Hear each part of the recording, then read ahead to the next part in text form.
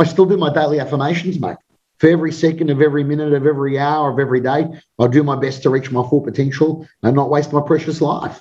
Like, I still do it every single day now. That's my affirmation, and my daily affirmations is something that I live by.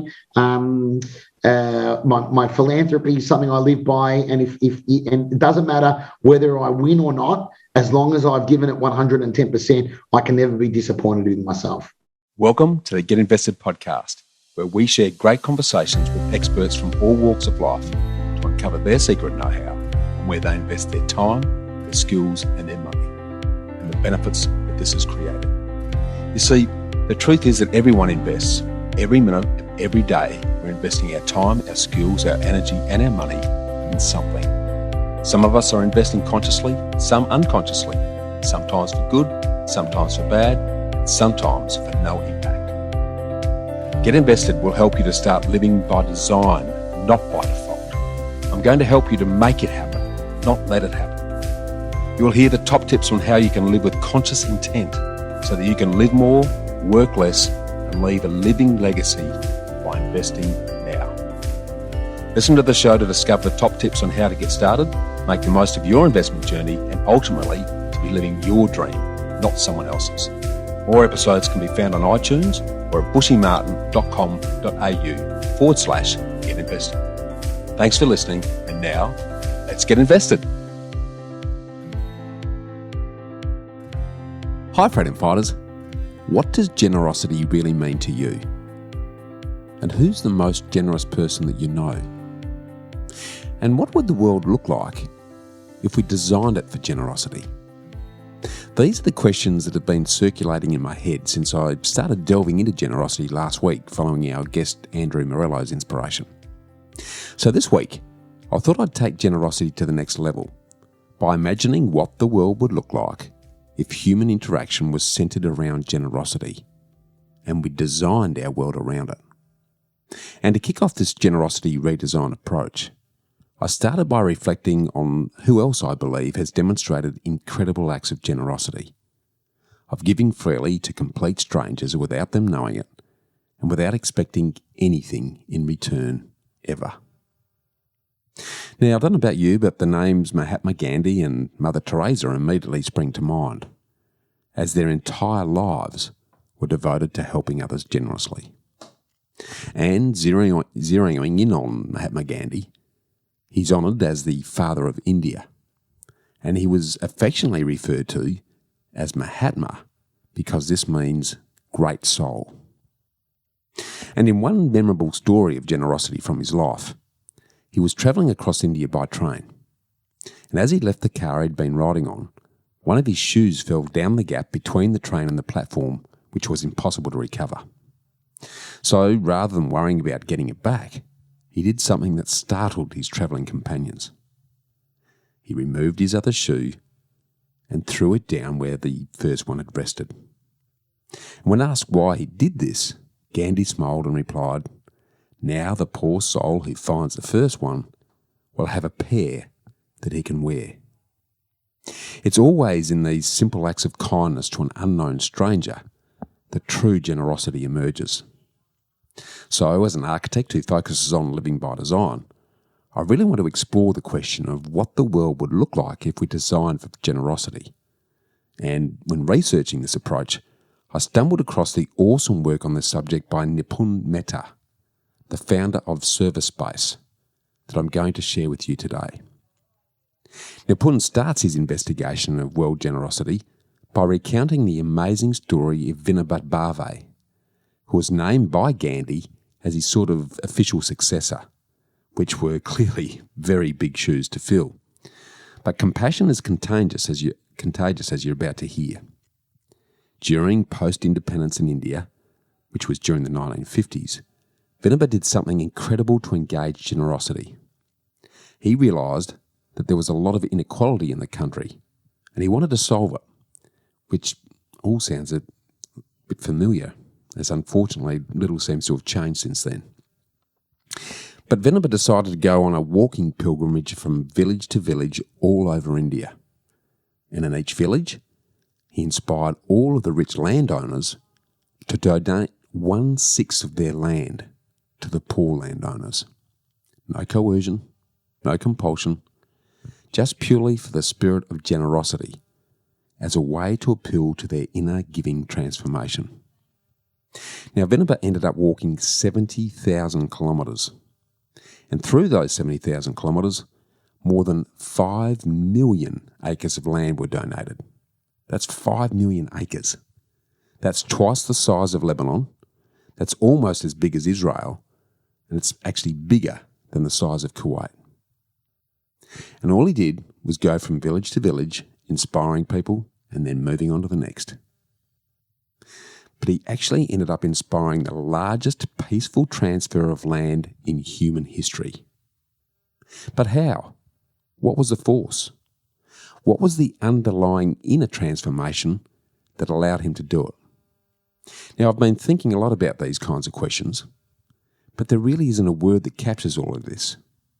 So Nipun Mehta has come up with a word. He calls it Giftivism, the practice of radically generous anonymous acts that change the world. Now, Giftivism is very different from philanthropy. And as we consider the life works of Gandhi, Mother Teresa, Martin Luther King, the Dalai Lama, Cesar Chavez and others, we can see that they are all practices of Giftivism. And the true marker of Giftivism is that they were all 100% committed to giving. There's no enemy, there's no opponent, because ultimately our inner transformation is tied to the outer manifestation. All these people recognise that, and that's the essence of Giftivism. So how can we bring about the spirit of Giftivism naturally? How can we have more of this alive in the world? So the key question is, what designs emerge if we start with a base assumption that people want to behave selflessly? By design, in our institutions, our systems and our projects. What would emerge if we turn our normal economic approach on its head? And by on its head, I mean the fact that our capitalist system is built on the premise that people always aim to maximise self-interest. That's, unfortunately, the basic fundamental building block of economics, that we're selfish. But what happens if we turn that around and say, well, actually, maybe people are actually naturally selfless and want to be more generous? This is the paradigm-shifting Giftivism approach that Nipun Mehta and his colleagues adopted back in the late 1990s, when they went to a homeless shelter and said, we want to give just for the love of giving. They didn't know what they wanted to do, but they just wanted to help. So they ended up building them a website, and they all felt really good about it. And they told all their friends about it, saying, hey, this generosity thing, there's really something to this. And all of a sudden, lots of others joined the generous giving cause, and they experienced the same sense of fulfillment, and their unintended movement began growing, which was actually very countercultural at the time because they could easily have had made money out of this. But they said, we're not looking for money because there's this inner transformation of selfless fulfillment, which is way beyond money and priceless in value. And with this generosity-based success, their service-based movement was born. Service-based is an organisation that's run entirely by volunteers. They now leverage technology to encourage everyday people around the world to do small acts of service. Their aim is to ignite the fundamental generosity in ourselves and others, creating both inner and outer transformation through the fulfillment that you can only experience by giving freely to others. They then decided to channel this spirit of generosity to do what no one else was willing to do at the time. They turned their giving spirits to promoting good news. They realised that CNN and all of the mainstream media channels weren't covering any good news stories. So Mehta and his colleagues decided that if you don't have any good news in the world, you're constantly going to be stuck in the fear narrative. And why don't CNN and the mainstream media's channels communicate any good news? Because it's very hard to monetize when the story isn't driven by fear or greed. So the service-based team then turned their attention to the close relative of generosity and asked the question, what about kindness? Again, this is traditionally very hard to monetize, but it didn't mean that they shouldn't make systematic efforts to promote open kindness in the world. So they started the service-based portal to do just that, which sparked a whole bunch of different generosity projects. And once they reached a critical mass, they then said, well, why not go offline? What happens if you run a restaurant in this Giftivism way, through the power of generosity and the resulting power of inner transformation? So what they ended up doing was to create a whole generosity service-based ecosystem that revolved around this Giftivism idea. And what I love about this refreshing approach as a designer is that they started with the end in mind by establishing their key creative design constraints that were the polar opposite of our selfishly focused capitalist economy. And this is the basis of all innovation, challenging the norm by asking different and better questions in order to establish a series of creative constraints that become your guiding principles. So they started with 3 very interesting and curious constraints. The first was that they decided that everything was to be totally volunteer run. So instead of having 5 paid staff working 40 hours a week, they decided to have 40 volunteers contributing 5 hours a week. So the same amount of output at the end of the day, but an incredible amount of energy with much larger reach. They started unleashing the power of compassion capital, where compassion is contagious. The second principle and design constraint was that they didn't fundraise. They'd seen a lot of amazing charitable projects in the past where they all start off with noble intentions, but after a few years they were all bogged down in fundraising. They observed other long-established charities and non-for-profits surrounding themselves with masses of photographers and reporters before they did anything in order to promote what they were going to do in order to garner financial donations. And that was the sad truth of most large-scale charities. They got bound up with costly administration and fundraising instead of actually doing what they set out to do. They became victims of their own popularity. So Mehta and the service-based team asked the question, is there another way? So they decided to experiment by agreeing that as a guiding principle, they wouldn't fundraise. What this meant was that instead of showing value, they would just focus purely on adding value. They doubled down on adding value. And that allowed them to uncover all kinds of untapped, undiscovered capital. And the third guiding principle and design constraint was that they'd always honour the generosity process, which meant honouring small, random acts of kindness. Because small acts are great, but when they really get connected to each other, they realised that there was this synergy that was happening, where 1 + 1 was much greater than 2, and the whole was much greater than the sum of the parts. It's like when you have 2 independent things. By themselves, they're still 2 things. But when you put them together, there's a bond, and that bond actually means something. That bond actually has value. So they started seeing synergistic capital. So they started service-based with these 3 guiding design constraints that ended up allowing them to flourish with all kinds of different abundance. So these small acts of giftivism, when they're connected, rekindle a gift economy. And a gift economy is, of course, very different than that of a traditional economy.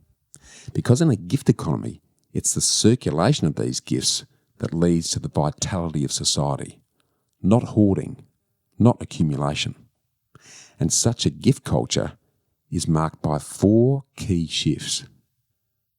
The first one is a shift from consumption to contribution. Did you know that on average we see about 3,500 ads a day, mostly unconsciously? So 3,500 ads a day that are telling you that you're incomplete as you are, that you need to buy their product, that you need their service before you can consider yourself complete. So against this subtly indoctrinating backdrop, it's very hard to think and act above this constant consumption conditioning. But what if we flip it? What if we open the door and say, what can I give? Instead of saying, what can I get? What can I give? If you start with that, it really changes the whole game. To encourage this giving approach, Service Space started a little giving game which they called Smile Cards. Now, Smile Cards are business card-sized wallet cards, and you have them in your pocket, and after you do a small act of kindness anonymously for someone who doesn't expect it, you leave a small smile card behind. It tells the receiver that they don't know who did this for them, but to keep the chain going, you can then do that for someone else. Service Space used the classic example of paying the road toll for the car behind you, and that's great. But what happens when you're that car behind you? Do you pay it forward for the person after you? So Smile Cards became a ripple effect invitation to radiate generosity. Now imagine if we spread this Giftivism through small, random acts of kindness to all corners of the world, which is exactly what Service Space started to inspire. Mehta gives the example of two very successful guys who are now New York consultants that travel and fly a lot. Now, on one occasion, they end up getting upgraded to first class. And in the inspired spirit of Giftivism, they decided to practice generosity. So they went to a couple in economy and said to them, "You've just been upgraded." And they traded seats. And this lucky couple were like, "Oh my God, I get to be in first class." And the Giftivism guys were also feeling, wow, we made someone smile. Because with Giftivism, everybody wins. So what happens when you start to look at the world in this way? We look at all the things that we receive and we ask the question, how can I pay forward and keep the chain going? This is the first shift from consumption to contribution. The second shift is from transaction to trust. You can't shake hands with a clenched fist. So to experiment with this, Mehta and the Service Space tribe started a project in a restaurant which they called Karma Kitchen. When you walk into Karma Kitchen and you have a meal, like you do in any other restaurant, you receive the bill at the end. But here's the kicker. The bill always reads 0, nil, nada. And it's 0 because someone before you paid for your meal and you get to pay forward for people after you. Now, you can imagine business school economics and economists scratching their heads saying, wait a second, how the heck can that work? You mean you trust people? You know, that's not what we were taught in school. And the Service Space crew didn't know at the time how long it was going to last. They just started it as an experiment and said to themselves, well, let's just see how long the chain continues. Now, 4 years and 26,000 meals later, people continue to pay it forward. And the Karma Kitchen concept has since spread all over the world on the strength of this giving compassion contagion. And the continued success of the Karma Kitchen concept caught the eye of a university professor, Leif Nielsen, who said, we've got to study this. There's something really unique going on here. So they conducted an experiment in a cartoon museum where it normally costs $1 to get in. But instead they said, today you get to pay what you want. So put whatever you want in that box. Now, people on average gave $1.23, which is pretty amazing. That's a 23% increase. But then they went one step further and they said, instead of putting what you want in that box, pay directly to the cashier, but still pay whatever you want. Now, all of a sudden, this humanised the whole interaction between the visitors, who had to look at someone in the eye, and then visitors on average actually paid $2, a 100% increase and a doubling of the normal entry fee. They then decided to take it to the next level and said, let's do it Karma Kitchen style. And that evoked their anonymous interconnections. Someone before you has paid for your tab, and you get to pay forward for people after you. People who are never even going to be able to look at you in the face and say thank you. Now, how much would you pay? Well, surprisingly, on average, people then gave over $3, a remarkable 300% increase over the normal entry fee.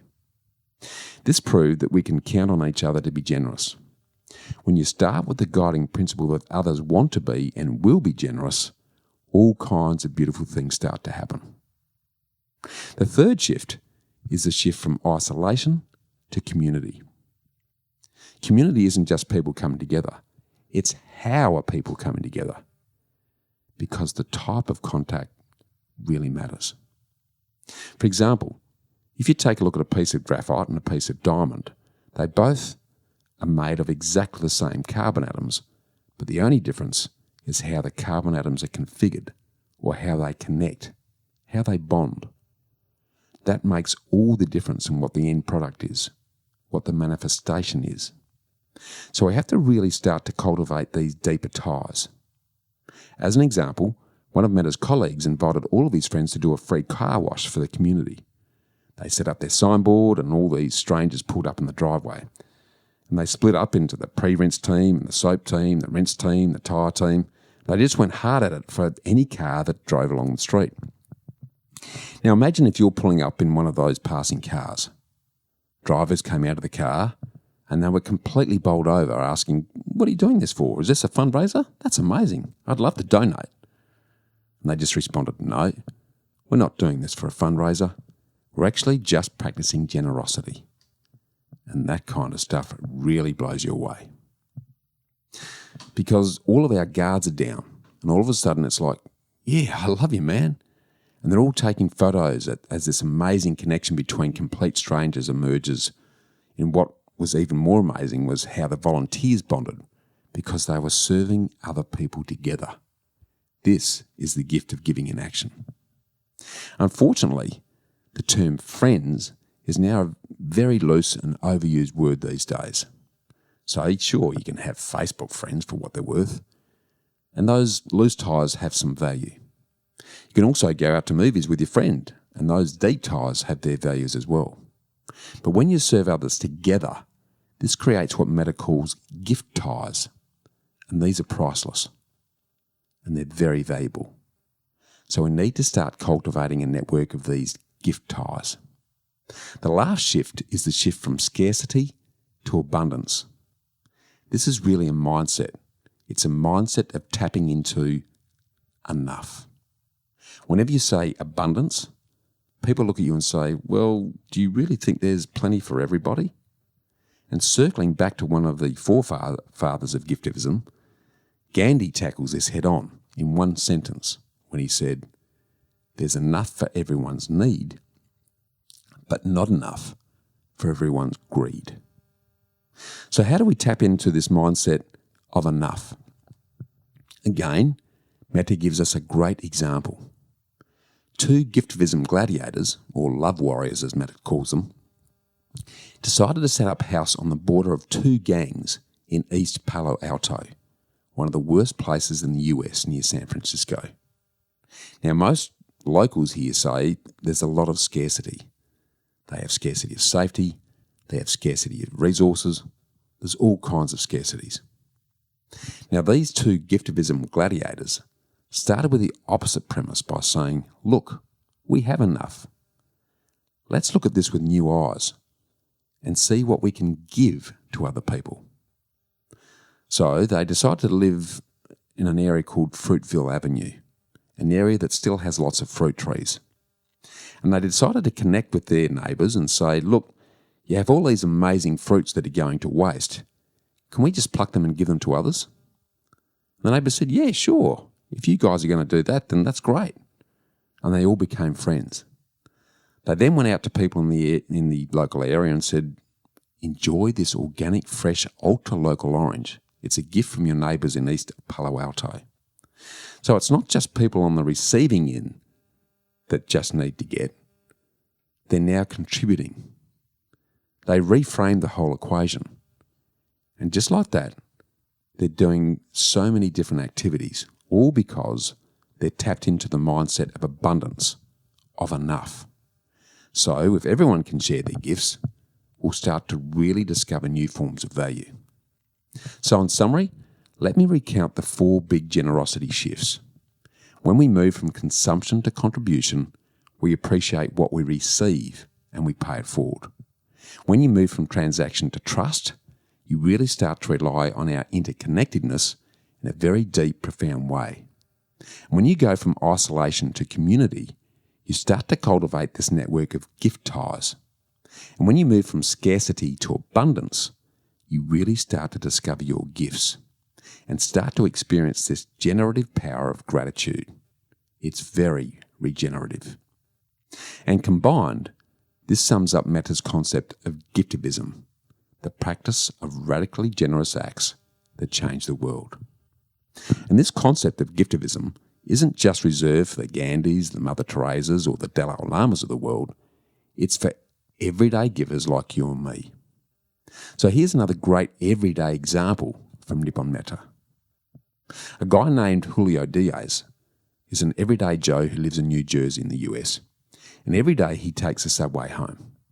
One day when he was getting off, a kid came up to him threatening him with a knife and said, "Give me all your money."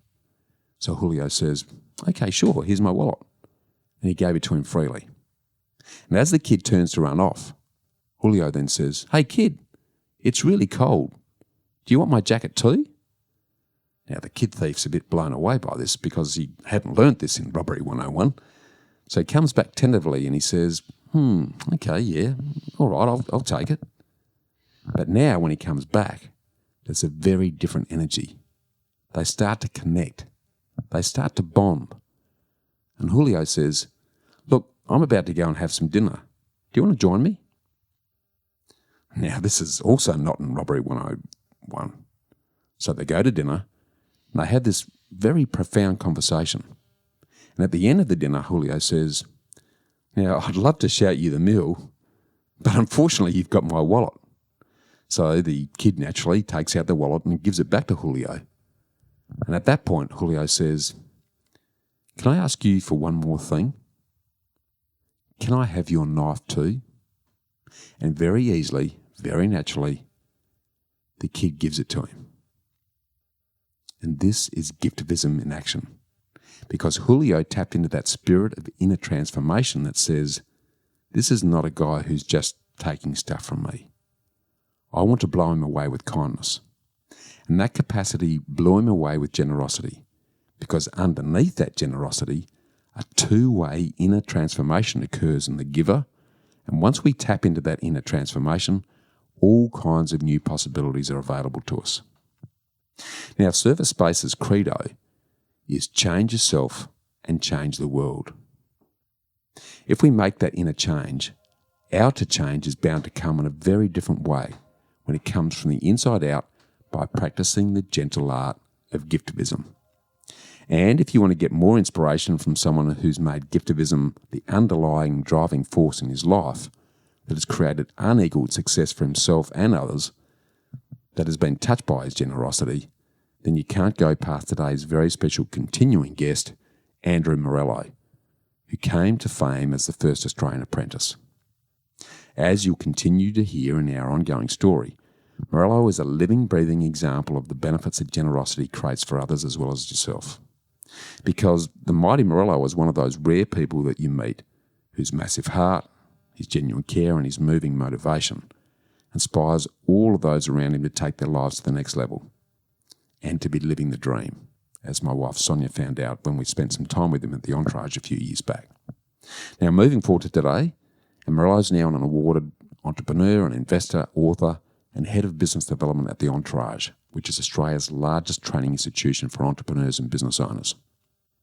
Prior to this, he spent 10 years alongside Mark Burris, building out the Yellow Brick Road Wealth Management branch network nationally. Now, Morello has also personally built an impressive property portfolio, which he details blow by blow in our ongoing conversation today. And his endless generosity has also led him to drive numerous community projects across Australia and internationally, including being a founding board member of Project Gen Z, which is a social enterprise which runs entrepreneur and development programs for disadvantaged children. And in recent years, Morello has also climbed the summit at Mount Kinabalu in Borneo and completed the Kokoda Trail to raise money for the Seed Foundation, which supports Indigenous health programs in remote communities. Now, Morello is also an active member of Australia's entrepreneurial and real estate communities, an engaging and charismatic speaker, and passionate about sharing his successes and creating success for other entrepreneurs, business owners and investors to help you and others reach your full potential and not waste your precious life. Now, in the concluding part of our two-part special conversation with the mighty Morello today, we dive into the importance of leverage. We break down blow by blow Morello's own personal property investment journey. We talk about the importance of being in the business of property. Morello unveils his best and worst investments. He breaks down his Morello matrix for property success, along with the power of his daily affirmation, and how he's leveraged his celebrity to achieve great things in the world for himself and others. And if you want to experience the warmth of his generosity personally while taking your business to the next level, reach out to him at the Entourage via the entourage.com, where you find an elite coaching and training community for business owners everywhere. And following the mighty Morello's generosity inspiration, I again want to challenge you this week to make random acts of kindness and generosity for your family and work as your mission in the month ahead. You'll be teaching your kids and colleagues to pay it forward and show kindness to others every day in a variety of ways. So start right now with your Generosity 30-day challenge. Just choose and carry out a random act of kindness every day, because by the time you finish, you'll have developed the habit of generosity and giftivism, and you'll be well on your way to making the world a kinder place. In this way, you'll release your own unique brand of radical generosity into the world so that generosity becomes your way of living and not just an occasional isolated act of giving. And to really get inspired to enjoy the fulfillment that only generosity can bring, enjoy the conclusion to our great conversation with the mighty Andrew Morello, where we pick up our chat on the topic of leverage before doing a deep dive on Morello's own personal property investment journey.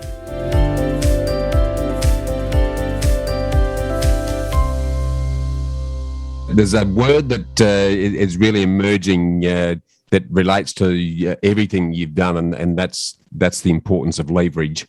And leverage is normally used in the property or the investment arenas, but you've very smartly recognised how to leverage what you've done and to allow others to leverage you for their own benefit as well. But what I'd love to do now, mate, is circle right back to your property journey, because as you and I both know, in the Australian context, property is an enormous and relatively safe and affordable vehicle to actually grow wealth and store wealth.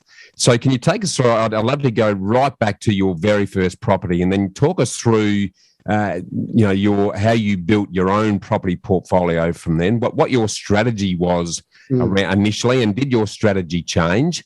And what learnings in terms of good investments and bad investments that you made in the property sphere over that journey to get to where you are today, so that we can extract some of the key lessons and learnings from that.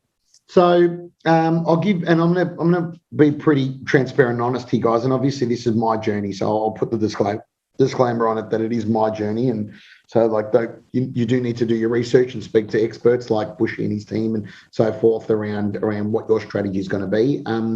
So I did buy my first house at 18. So when I was 15, I actually started my first business. It was called Angel Promotions. We won a government grant at 15 years old through the Moonee Valley Council and the Freezer program in Victoria, running drug and alcohol-free events. Nobody was running good ones. They were running them in town halls, and kids didn't want to go because they were the old blue light discos. Blue light discos, correct, but nobody wanted to go. So I, at 15 years old, found a grey area in the law, Bushy. Back then, they're onto it now, so it's not that easy to do anymore. But back then, there was a grey part of the law that said in a licensed venue, if you removed all the alcohol from the venue, so let's say you boxed, it was quite an effort, but let's say you boxed it all up and you put it in storage, you could actually put in kids that were under 18. So that was one grey area of the law that I found. Awesome. And there was another grey area of the law. Kids could actually smoke. So it wasn't illegal for a kid to smoke in there, because that was when nightclubs you still were allowed to smoke in them.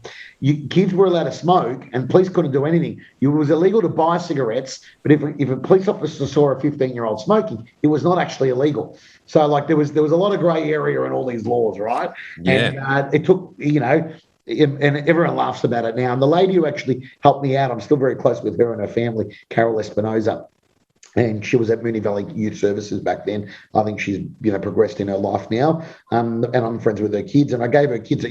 Her deal was, we're going to give you this grant, but you need to give my sons a job. She had 3 sons: Paris, Jesse, and Jara Volpe. Still mates with them. I emceed Jesse's wedding over in Bali, the W Hotel, and his wife started the League of Extraordinary Women. If any of your listeners are members of that, Liz Volpe now used to be Liz Atkinson. And so I at 18 had my first bit of cash. And so I went and bought, my first property was just a little 1-bedroom apartment in Kensington. And I did get the first home buyers grant for that. So I did officially live in it for 6 months. In the first 12 months, but then I did the good little Italian thing and moved straight back home with my mum and dad and rented it out. So that was good. But it was probably, ironically, my worst investment. So it was a new apartment, and look, I'm not anti apartments because, as you know, I did very well in my Bondi apartment, but that was in a beautiful Art Deco building. That's a heritage building, 12 in the block. I own the bottom floor of the Sunray at 238 Campbell Parade and 232 Campbell Parade, Unit 3. And I literally cleared $1 million tax-free because CGT, no capital gains tax in 6 years there, right? So awesome. You can still make money in apartments. But the problem was the first one I bought was in a development of 54 apartments in Kensington. I knew the developer. I thought I was getting looked after. And then 8 years later, just to clean up my serviceability calculator for lending purposes, my financial planner said, look, you've bought the thing for like 430 grand. You're lucky if it's worth that now, and just offload it so we can borrow that debt against an actual good property, that we can make some money off. So I said, all right, no worries. So that was and look, whether or not I did well on that first one or not, it's irrelevant. It set me on the right path. I was 18, right? So, the good motivator, if you do have kids, and you're listening to this, or you are young yourself and you're listening to this, a good motivator is debt. Debt is a great motivator, and property debt, is a good debt, right? So the sooner you can get yourself into something. And now if you're young, I'm generally recommending like a house and land package or a townhouse or an old apartment. So development of, in one of those 1950s brick, no lifts, no pools, no bullshit and all these strata fees. And even though Bondi, I was paying $3.5 grand a quarter in strata fees, and I didn't know what for. I'm like, we don't have any lifts, any stairs. We've only got stairs, and there was no pool. There was a beach on my doorstep, which was nice. Literally 20 meters away, so that was nice. But anyway, I called it the Bondi tax. That's Eastern Suburb Sydney tax for you, right? So you just have to pay a little bit extra for everything, even your shopping. And so that was where I started in the one. But then I was actually lucky enough to be involved in a development in Lethbridge Street. No, not Lethbridge Street, Nottingham Street, Kensington, and we did 7 apartments there. We bought this, and here's where you're looking at opportunities, right? So we bought this block of land. We ended up falling short slightly, so there was a thing called mezzanine funding. So look, this is where, as an investor, and you talk about it perfectly, Bushy, you need to be in the business of property, right? Yeah. So I was probably a little bit naive in my early 20s, where I was making quite a lot of money, cash, from being in the property industry. Yeah. So I probably thought, oh, that's okay, I'll just pump money into these things and not worry about it, and it'll all work out because I'd had such a good run up to that point. And the reality is it doesn't work like that, guys. You do need to take an active role in being in the business of real estate. And I think I've spoken to you before about this, and I know you often speak about it, that if you are going to buy, whether it's your first property, your second, your 10th, your 20th, if you are going to do a development, if you are going to, knock down an existing build property you've got and put townhouses, you're in the business of property. So you do need to do your research. You do need to keep an eye on the market and so forth and so forth. So I have offloaded that. I also did really well out of Bondi. And then the residual of my properties are in Moonee Ponds. Like, I know they say you shouldn't put all your eggs in one basket, but my family's been in held real estate in Moonee Ponds since 1956, and it literally has doubled every 7 to 10 years. And I just mentioned pre-recording to Bushy that, I've had about 30 text messages from one of these big property reports that went out the other week, and they basically said that Moonee Ponds went up like 15.4% in the last 12 months. So it is geographically and demographically very well positioned. We're 7.4 kilometres as the crow flies from Melbourne CBD. But it's not, if you're just getting into the game, you've sort of missed the boat. Your medium house price here now is probably 1.5 to 2. Like, for a single front, you're paying 1.5 now. One sold on a main road across the road from my single fronts for 1.5 the other day. So nothing special, like nice, but nothing, flashy. And that was 1.5 on a main road. So in a nice side street, like I went trick-or-treating yesterday, took my son trick-or-treating for the first time.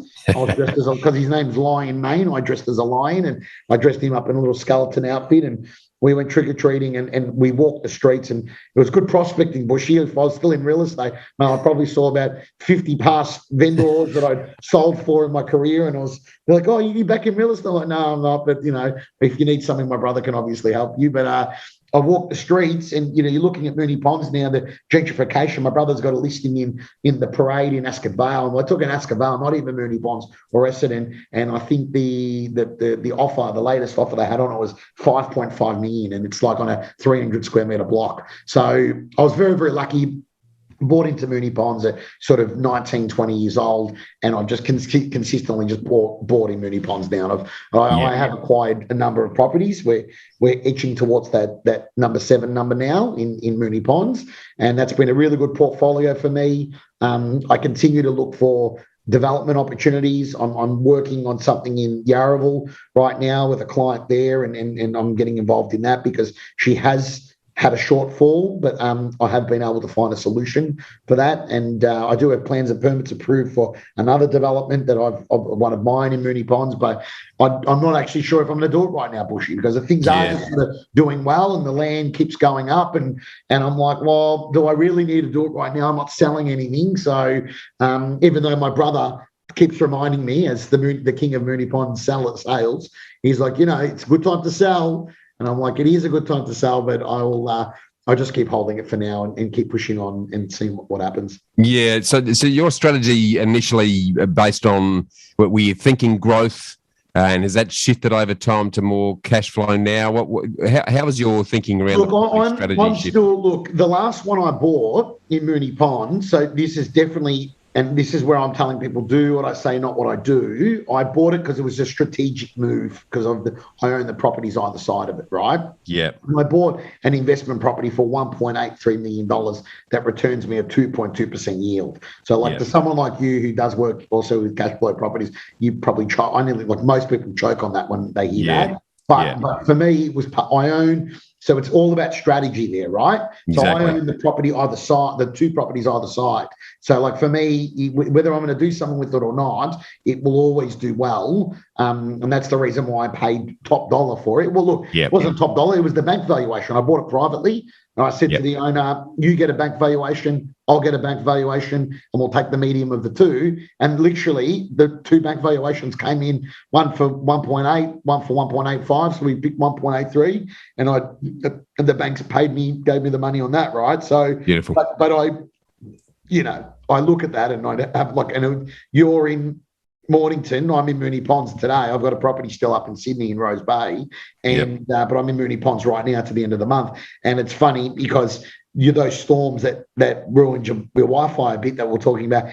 I had a call from my property manager literally the day after, and then it was about $5,000 damage, right? So not enough to claim it on insurance, but more than enough that your property manager is asking you for $5,000, and it's like a kick in the teeth a little bit, So It is what it is at the end of the day. Like if we're talking about strategy now, let's remove Andrew Morello for a minute, but we can tie it back to mine. Like, you really need it to sit down with somebody. Like, I've been very lucky enough to have a financial planner since I was 18, right? Yep. And my financial planner is Mark Boris's ex-right-hand man. So not even ex-right-hand man. He still advises Mark on certain stuff. So he certainly deals with much bigger people than Andrew Morello, but he manages everything. My self-managed super fund, my properties, my everything, and he's quite conservative. And you just got to make a decision: am I buying something for cash flow, or am I buying something for capital growth? Now,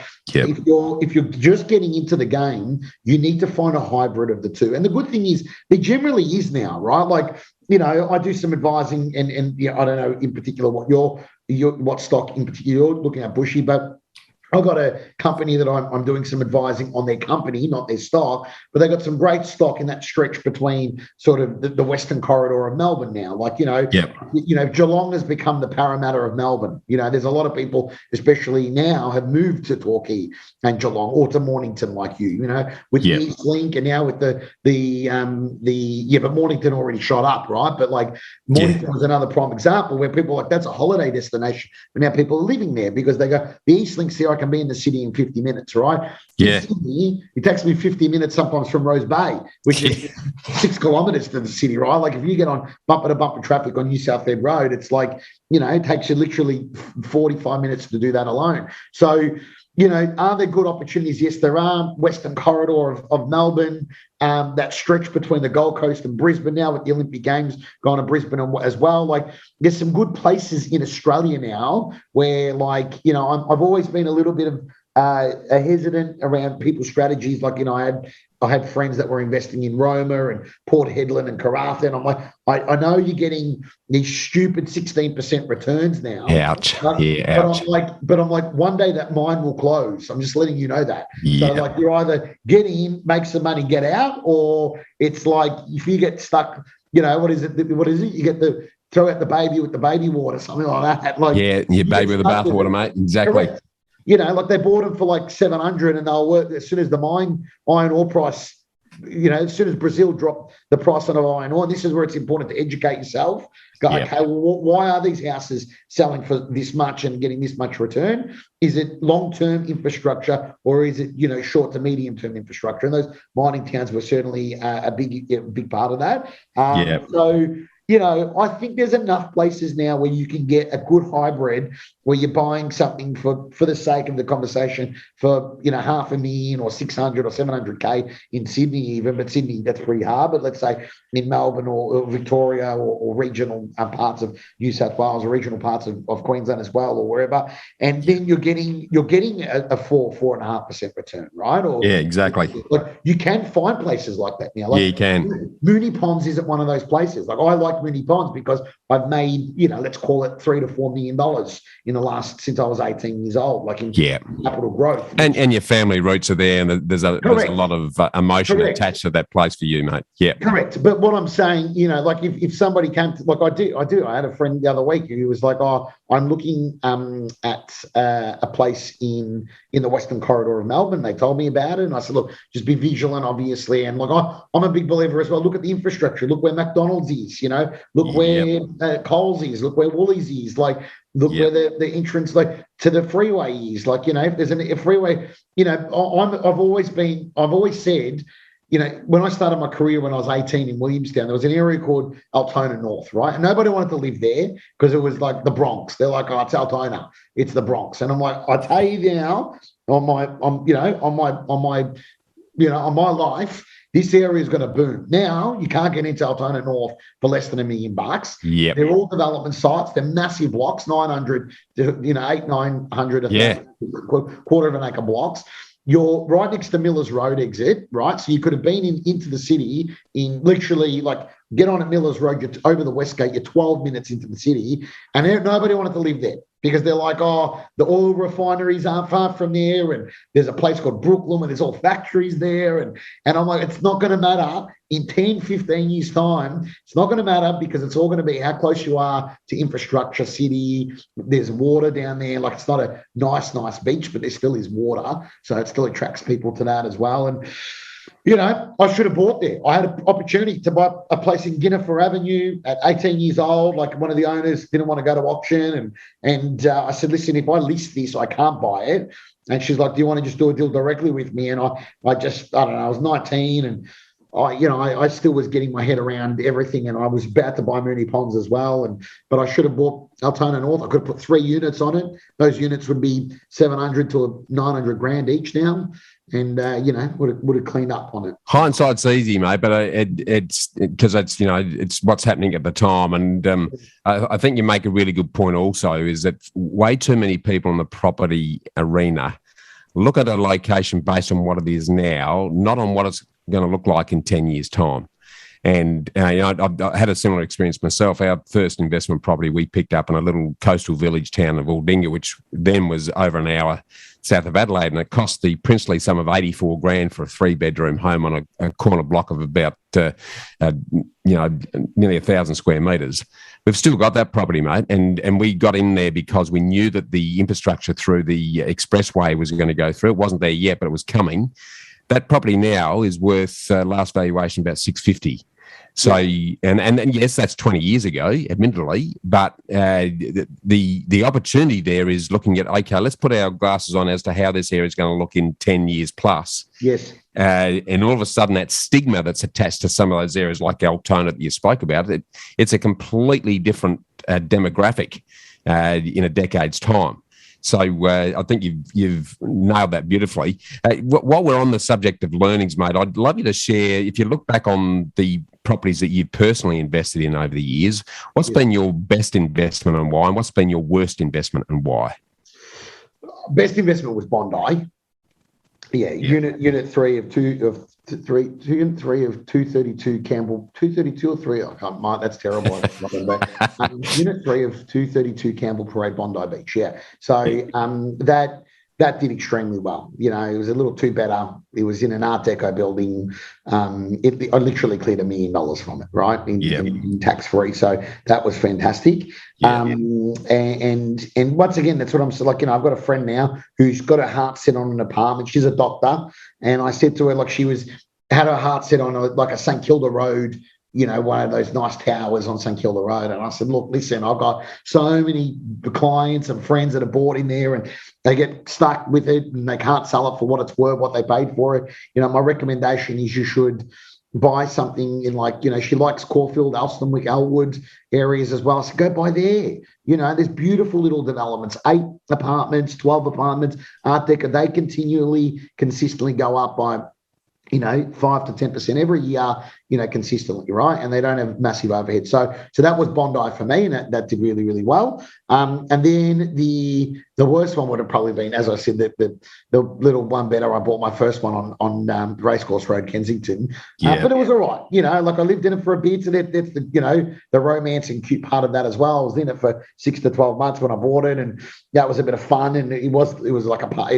It had a 12 square meter balcony overlooking the city. So it was where everyone ended up on a Sunday afternoon. So it was a lot of fun, but I didn't make any money out of it, right? So and then obviously the ones that we've done developments on have done really well for us too, right? So I haven't done heaps of developments. I've been involved in a number of developments, but it's probably something I will do in semi-retirement. I think 35 now. I think once I hit sort of 40, 45. Have a sort of a pot of cash, sell down some of the assets and then, just roll that into some developments and get involved. As a kid, I did actually used to get on site. I had an uncle who was a bricklayer, I had another uncle who was a concreter, and my mate was a plumber. And I used to, during my school holidays, go out and get on site. And I always loved it, right? So I'm not adverse to doing a bit of hard work or getting out there and actually, learning that. And it's maybe something I will do later. I'm not adverse to re-educating myself as well. Maybe doing, if not my builder's license, but maybe a little project management course or something and understanding it a bit more. Look, I think I could do it without doing that. But at the end of the day, I think if I had, once again, my big advice to people is if you're a butcher, baker, candlestick maker, stick to being a butcher, baker, candlestick maker, and then speak to a professional, e.g. you guys or whoever it might be, to invest in property, right? Like, don't go and buy a block of land and try and do a 4-unit development site if you've never been a developer, because very quickly, like prime example is this one in Yarraville right now. Like, we've seen that the cost of building supplies go through the roof recently because of, obviously timber shortages and things aren't coming in from China and containers are being held and all that. And like all of a sudden your building costs go up by 300K. Well, that's your profit. Like that's and the other thing is as well, a lot of people I've seen try being in the building industry, they have they forget about tax, capital gains. Exactly. GST. Like, and they're like, so they're working out all their numbers there. And then it's like, after they actually did all the tax, was it really worthwhile? Would you have been better off just like investing the money into a good property and earning some capital growth and leveraging that capital growth in 2 or 3 years' time to buy another property? So beautifully said, mate. Beautifully said. And having zero stress and no arguments with your wife or your husband or your partner. And, like I've had mates nearly go through divorces because of it, and then I'm like, mate, like, was it really worth it? Like, the reality is, like, you probably didn't need to go down that path, Totally agree, and it's the old story. You got to crawl before you can walk, before you can run. And mate, I've been born and bred in building. I was an architect and project manager for 17 years before transitioning into what we're doing now. And even right now, because if I can't control time and I can't control cost and I can't control quality, which is the 3 keys in building, I won't do it. And here, right now, I won't do it. I won't do it personally. And I won't suggest that our clients do, because we can't control time, quality, and cost. So, if you're going into that situation, you mentioned earlier in the exercise where someone's had to reach out and get mezzanine funding to try and get a deal across the line because the costs are blown out. Well, that's a very stressful scenario and often a very expensive one to manufacture. So it's recognising where you're at, and then surrounding yourself with the right people, and then choosing a vehicle that's in line with what helps you sleep at night. But mate, you've on this whole subject, sort of pulling this property piece together, you've written a fantastic book, the Morelo Matrix, which you and I have spoken about in the past, and it really is a great starter to really paint out some of the key principles. Well, can you just share with us some of the key elements of the Morelo Matrix that are going to be useful to the listeners who are wanting to get into the property path? Yeah, definitely. So the Morelo Matrix, the great thing about it, it was when I wrote that, I was directly working alongside Mark, and it was supposed to be it was built for three types of demographics. It was built for first home buyers to try and encourage them to get into the market. Don't buy cars, buy houses, right? Yep. So just get yourself into something. If you're paying rent already, you may as well remove your ego and go and get yourself into a property. Like, you don't need to live in the city. You can go live in a nice little house and land package 20 minutes or a half an hour or 40 minutes out of the city and go out on your weekends or stay in an Airbnb once a month to get your rocks off or something like that. You know what I mean? If you really need to have a good time and if you want to, you and your partner go and spoil yourself or stay in a hotel. Like, hotels are pretty much empty right now. So I think if you go on lastminute.com, you can stay at Crown Casino for $169 on a Tuesday. Yeah. Right. So if you really need to spoil yourself, then go and do that. Right. There we go. That's number one. Yeah. The second one it was built for was people that have got a home. So let's say you are a PAYG, you bought a property and you've got equity in your home now, but you've got this like fear where you're like, oh, but we've paid down so much of our home. Like, people would actually will actually, like, in their heads, they think they're proud of themselves. Like, they go to me, oh, I've nearly, like, they're in their like late 30s and they're like, we've nearly paid off our house and it's worth $1.2 million. And I'm like, that's not good. Like, you shouldn't have paid off your house. You should have redrew another $500,000 and bought another 2 properties by now. Like, the money, because of the fact that they're not using the power of leverage and compound interest and the king of compounding is Albert Einstein used to talk about the power of compounding, right? Yeah. talked about the fact like that's what you should be doing, buying multiple properties and using that leverage whilst you're in your late 30s or early 40s or late 40s or even early 50s. Like you're still young enough. You're going to work for the next 10, 15 years. You might as well leverage that as much as possible and make the most of it. So that's the second group of people I aimed for. Then the third group of people was the people that have made that leap of faith, bought their first investment property, they've got their own home, and now they want to go into the business of property. It's like now they're going, okay, and they are looking at diversification. Like, do they look at commercial real estate? What's involved in commercial real estate? You know, I'm actually doing a podcast like this with a guy over in UK, Steve Polisi, on Wednesday. Yes. Who I don't know if you met Steve before. I've had him on the show. Yeah, oh, great. So, you know, Steve did the Kokoda Trail with me, Bushy. So, you know, he reached out to me and said, can we get you on the show? I said, great. And he's been a great advocate for commercial real estate. And he's found a really good niche market, right, where he's helping people buy commercial real estate, which a lot of the reason why people don't do it is they don't understand it. But he's also quite, even though he's young, my age as well, he's still quite conservative. And he does tell people, like, there is a risk involved in commercial real estate. Like, if you buy something and it or the tenant goes broke, you can get, you know, held to ransom around the fact that you need to cover all of those expenses. Once you've got a tenant in there, great, then it's good, right? But sometimes you, once again, like what I said to people with regard to you, just got to get some good advice, right? So like, so that was the Morelo Matrix was for those three scenarios. But the moral of the story of the whole concept is that it doesn't matter who you are, whether you're the butcher, baker, candlestick maker, whether you're PAYG and you work for somebody else, you do have cash flow. Put some of that cash flow into some property.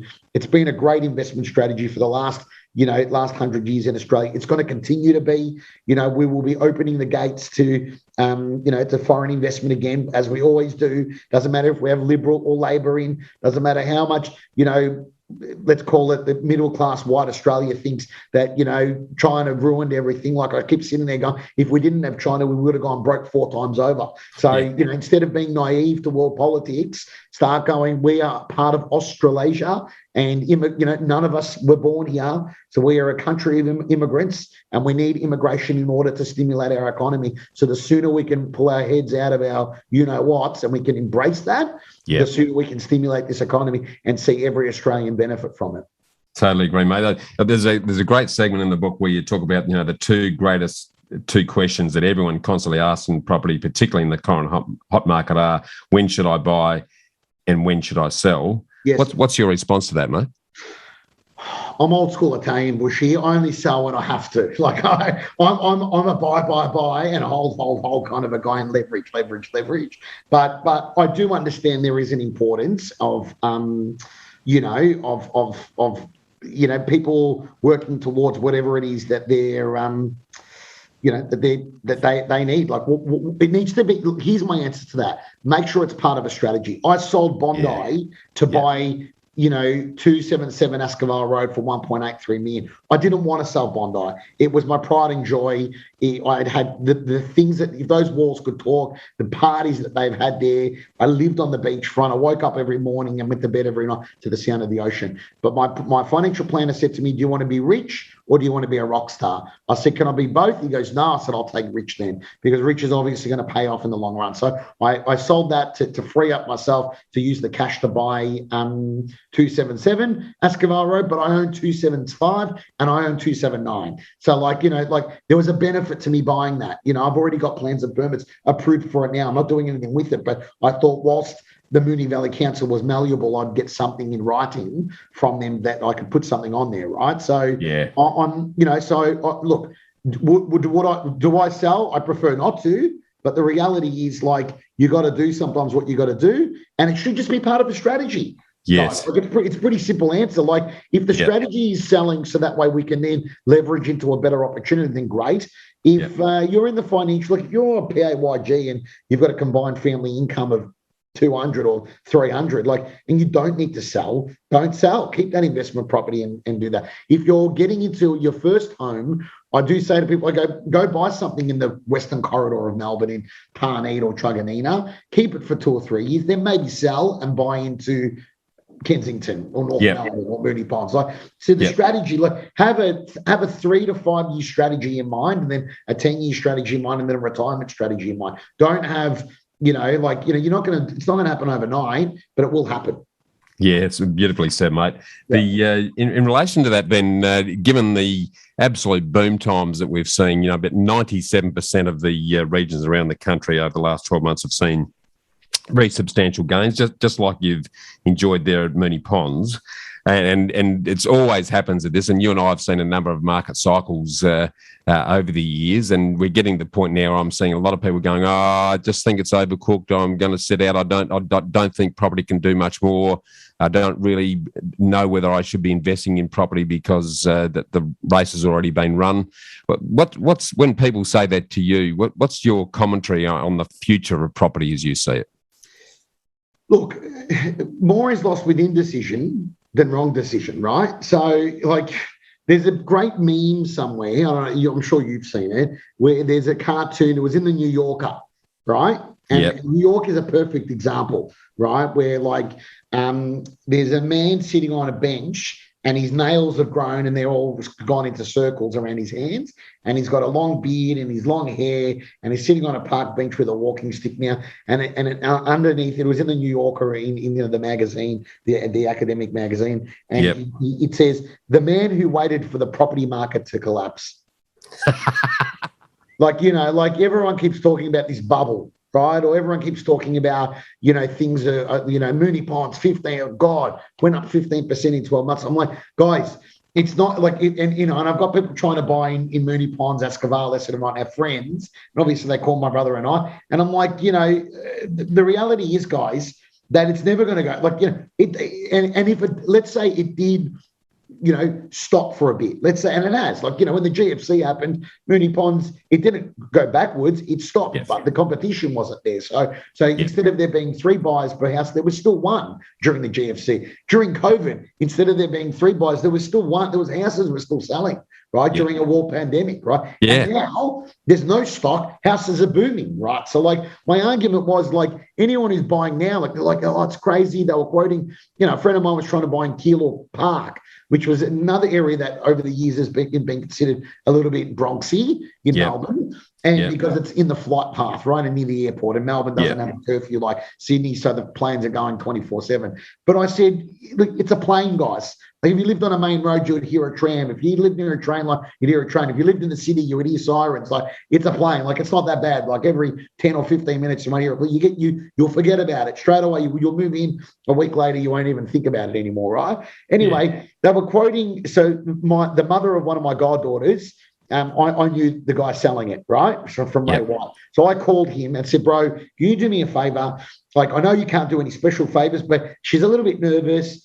She's buying through COVID. She's only seen the house once. They were getting people to put, because they were doing auctions over Zoom, they were getting people to put $5,000 into a trust account to show that they were serious. Okay. Legally, they've taken consideration. But if you didn't buy it, they would just refund you your $5,000, obviously. Anyway, so she was all a bit nervous. I said, Sam, can you take care of it? He's like, yeah, I'll take care of it for us. So no worries.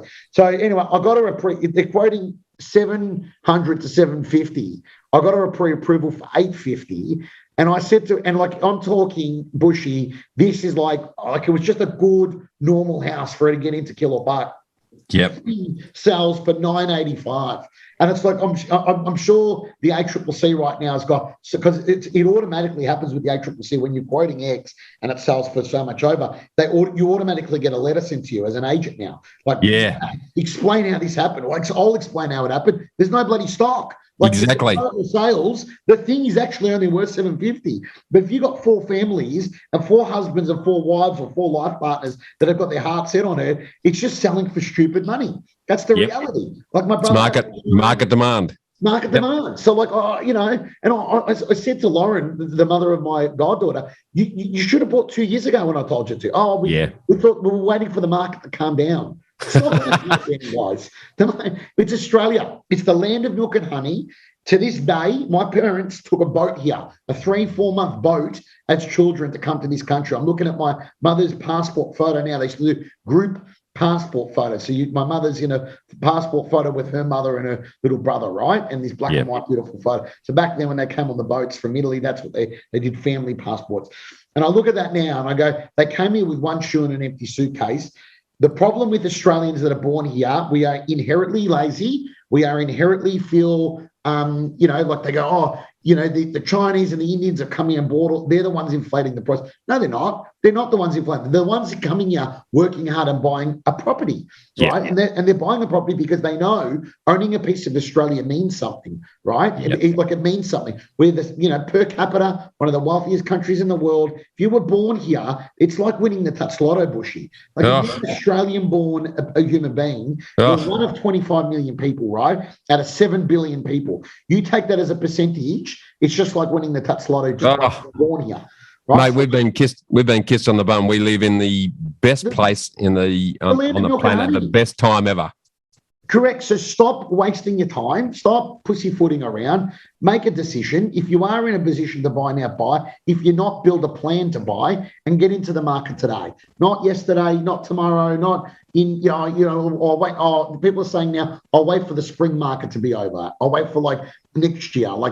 It's big now because it's the spring market. I'm like, well, actually, by its very nature, spring market's supposed to be a good time to buy because there should be more stock on the market. But because there isn't stock right now, it's not a good time to buy. But they're like, oh, I'll wait for it to be over. So what happens is, everyone comes up with their little theories. The reality is, if you had bought 2 years ago, wherever in Australia, you would have made money by now. As long as you didn't buy an apartment, you would have made money. If you bought yourself a townhouse or a house and land package somewhere, if you had bought land that's unregistered in Sydney, here's a perfect example. One of my clients is a developer, like a builder, and he went and bought 6 blocks of land, unregistered, in up in Narellan, which is southwestern Sydney, right? Yeah. And he actually rang me. He goes, bro, you want to get on one of these blocks, 700K? And I'm like, bro, it's in the middle of nowhere. Right, 700K. He's like, 700K. He bought it for 700K. Just before COVID happened. COVID's happened, so to get the land registered, it's taken 18 months, which is you would think is a disaster. But all he did was put deposits down, Bushy. That's exactly. That's all he had to do. Put down deposits. Each of those blocks is worth between $9 and $9.50 now. Yeah. So even if you were just a mum and dad and you'd bought that, you have made, without doing anything, 250 grand. And you could have signed those blocks. You put the holding deposit on to lock it up, and then assigned it before settlement, and you would have walked away with a couple of hundred grand. He's paid small deposits on each of them just to lock it up, right? And it's and I was sitting here like an idiot going, mate, no, it's middle of nowhere, Narellan, right? It took me an hour and a half to get out of there from Bondi. So it's no, I'm all right, mate. So, but he's he rang me the other week. He's like, mate, we're about to register the blocks, and they've all gone up. He goes, I'm going to on-sell one of them for $950. I said, that's crazy.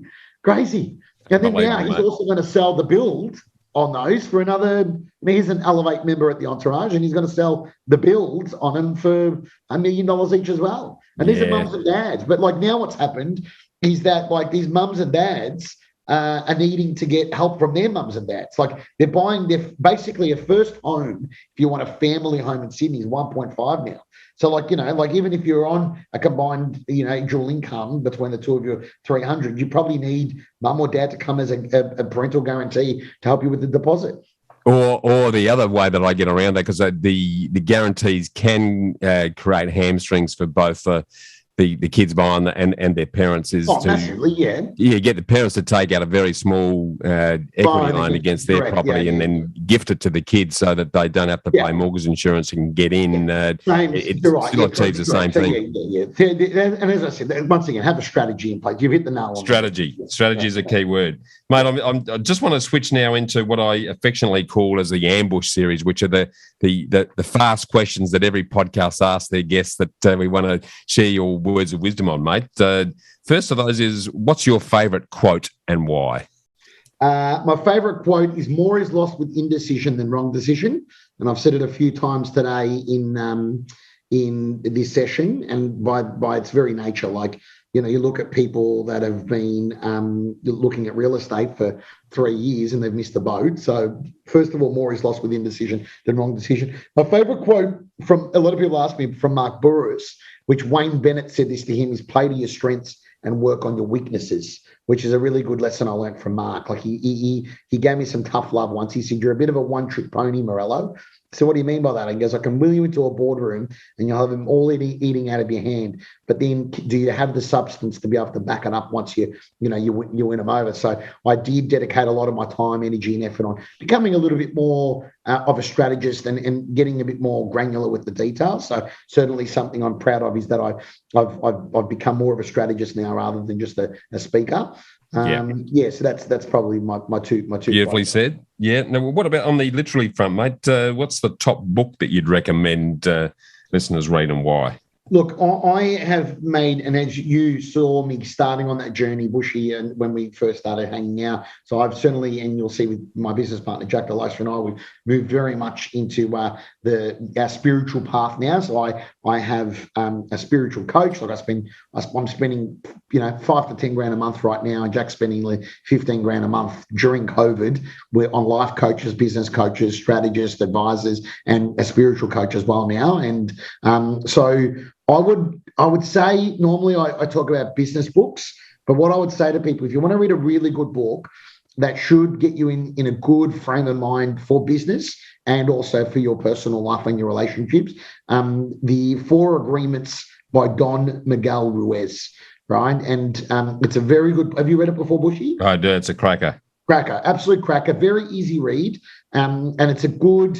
If you're not really into your spiritual stuff, it's a really good book to just simplify your life a bit. Like I think off the back of COVID, everyone's suffering from a bit of social anxiety. Look, I'm suffering from a bit of social anxiety. So if Andrew Morello, the most social butterfly in the world, is suffering from a little bit of social anxiety, then normal people definitely are, right? So I would say to people, get yourself. Read that book. It should put you in good stead. It's basically 4 concepts, very easy read. I won't tell you what they are. You should read the book. But if you can master or at least have a crack at mastering those 4, concepts, those 4 agreements, it will simplify your life, mentally, emotionally, spiritually, and obviously monetarily and physically as well. Yeah, beautifully said. Mate, back on the investment subject for a minute, what's both the worst and the best investment advice that you've ever received to date? That's a good one. I should have gone onto this crypto thing, shouldn't I? I kept on telling people it's a Ponzi scheme and stay away from it. Which can I tell you, Bushy? Like I don't know if your listeners are really into it. I still am skeptical about it, but so am I. But my cousin did say to me, he's like, "Bro, if you just put 10 grand in, you probably would have done all right out of it." So like I did at the time, have probably a spare 20 I could have put into it. I have got a little bit of it now. I'm not heavily invested in it. I still don't trust it completely, guys. So like I certainly don't take this as financial advice. But I definitely did probably miss a little bit of the boat there. I probably should have gone onto it a touch earlier, but I've done all right, so I'm not complaining. Probably. I don't know if that's good or bad advice, but I didn't take the advice, and it was just from my cousin. One of the best things I did though, was set up a self-managed super fund. If you're in a financial position to do that, there is a lot of benefit to it.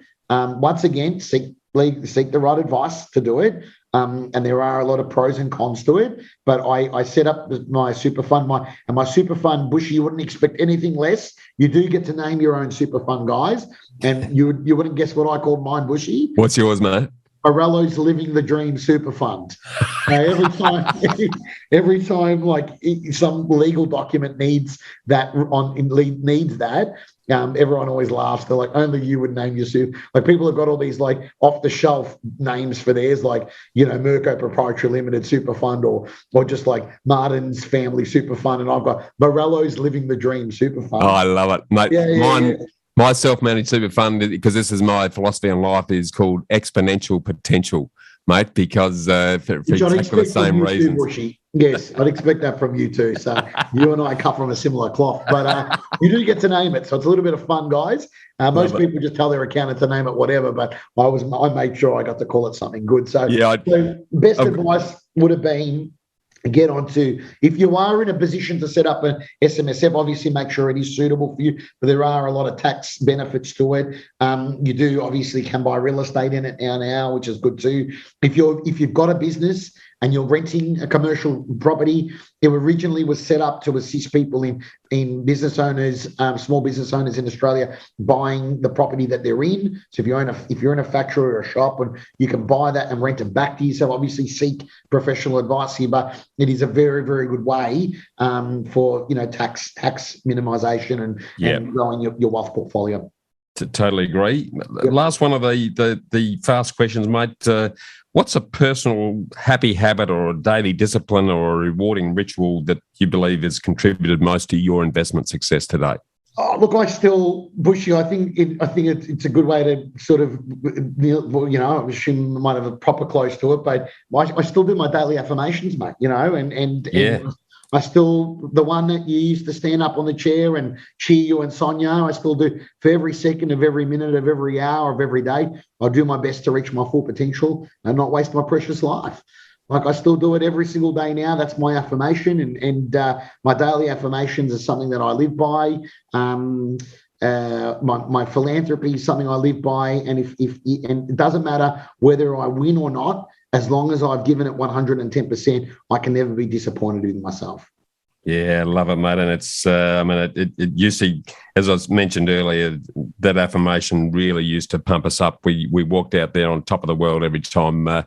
You got this amazing energy, your motivation with that, mate. It's a great little segue really into the last question that gives you an opportunity to wrap a bow around all this. If I gave you a microphone that spoke to every single one of the 7.7 billion odd people that are currently alive in the world, and I gave you a minute to talk, what would you suggest they invest in? I would tell them the number one thing to invest in is you.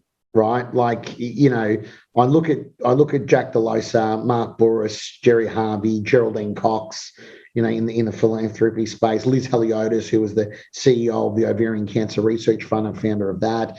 Like I look at people in philanthropy, I look at people in business, I look at people that have done well in sport, in the sporting world. Is your number one thing you need to be investing in is yourself, right? And I think we underestimate that. People are so busy trying to invest in real estate or crypto or this or that, but they haven't got their head right? And it's like, if you want to be a conscious wealth creator, and I'm always weary using those words, wealth creator, because it is synonymous with a whole bunch of people that have done certain things. But like, if you want to be a conscious wealth creator for yourself, right, and you want to, set your future up well, then you genuinely need to, commit to that mentally, emotionally, spiritually, and physically, and find the way to nourish yourself there. So that way you can have the confidence to make decisions like investing in real estate. You can have the confidence about making decisions in investing in your future, right? One of the biggest things that holds people back is themselves. They are their own worst enemies. And I think if you get yourself right first, then investing in real estate, investing in your super funds, investing in life and in certain investment opportunities is just part of the way that you live your life. Like I have made money, I've lost money, I've invested in startups that have done extremely well, I've invested in startups that have failed, but I don't see anything as a failure and I don't see anything as a regretful thing, because I know that it is part of the journey, not the destination. Love it, mate. Absolutely beautifully said, and 100% agree with everything you said there, mate. It's all about investing yourself first before investing in anything else. And there's way too many people who focus on the exterior without, as you say, getting the headset right between the ears. So definitely the way to go, mate. I have absolutely loved the conversation, and you've been extremely generous with your time, as you always are, mate. Every time I spend time with you, mate, I'm fist pumping the air. But for those who've got similarly motivated by the conversation we've had today and can see some merit in joining you and Jack DeLosa at the Entourage to take their career or their business to the next level, how can they do that, and how else can they get involved? Look, I'm happy for people to email me directly if you've heard this. My email is morello@the-entourage.com.au, and you can put that in the links there, or otherwise reach out to me on Instagram. I'm very active there, so @Andrew Morello, and we can book in a 15-minute chat to see if either myself or one of my team can be of some assistance to you guys. I do make time for pretty much anyone. So like if you are willing to work around my schedule, it is a busy schedule, but I will make time for you. We're doing some amazing things at the Entourage. Check them out. You can reach out to me directly on Insta or on email, and my team will book us a 15-minute chat and see if we can be of some assistance. Mate, it's been awesome to catch up. Been way too long. Can't wait to catch up with you again, either down here on the peninsula or next time in town. I'll shout you a coffee. But really appreciate you spending time on the show today. Looking forward to it. Thank you, Bushy, and hopefully I'll see you in Sydney with the Entourage. Hopefully in December. There we go. Mate, out there. Sounds good. Bloody awesome, mate. Thanks, buddy. To get a summary of all this investment gold in the show notes, just email me on hello@khgroup.com.au. That's hello@khgroup.com.au. Or check us out at www.bushymartin.com.au/Get Invested. I look forward to joining you next week for another episode of the Get Invested podcast. So thanks for listening. And as always, dream as if you'll live forever and live as if you'll die